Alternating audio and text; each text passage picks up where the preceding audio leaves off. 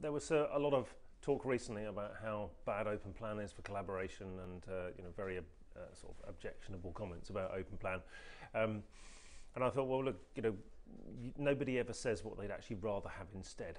So I thought, well, let's try and put together a taxonomy of all of the different sort of work styles we've ever known.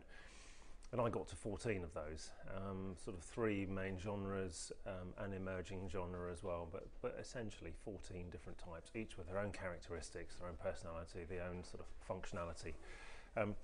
Because actually it's very easy to be negative about open plan space, but we really do need to think that we need to say what we'd rather have instead. So that's how the taxonomy came into being. What's also interesting about it is we've never actually lost any of those work styles. All we've ever done is add to them. And we've never identified one that is superior to the rest. It really depends on the organisation and what's right for them at that point in time. So, lots of different solutions, a myriad of different solutions to the problem of creating workspace.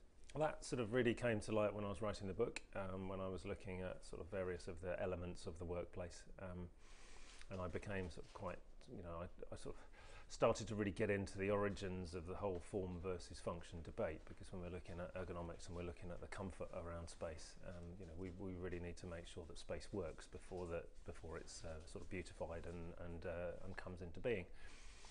And so I sort of traced back through history and got back to Vitruvius and thought this is quite interesting, because this problem is at least 2,000 years old. This is 1st century BC that someone's writing about function and form, and we're still wrestling with that today. So why have we not necessarily learnt anything from that? I think now it's even more pressing that we actually make sure that our space works, that it is functional before we look at its form. I think that of those 14 work styles, even in a workspace that professes to be one of those work styles, there will be others in there as well. So I think hybrid comes into being whether we set out to do that or not. I don't think we ever sort of set out to kind of religiously apply one work style only in a very pure sense.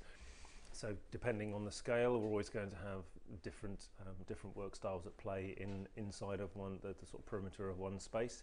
But I think we need to start playing with those hybrid opportunities a lot more. I think we can actually be very specific about developing hybrid solutions, because not every single space works for everybody, and we have to be prepared to put those into one space and be comfortable with that, and actually have people comfortable with recognising the contribution that each of those different work styles is making to the whole.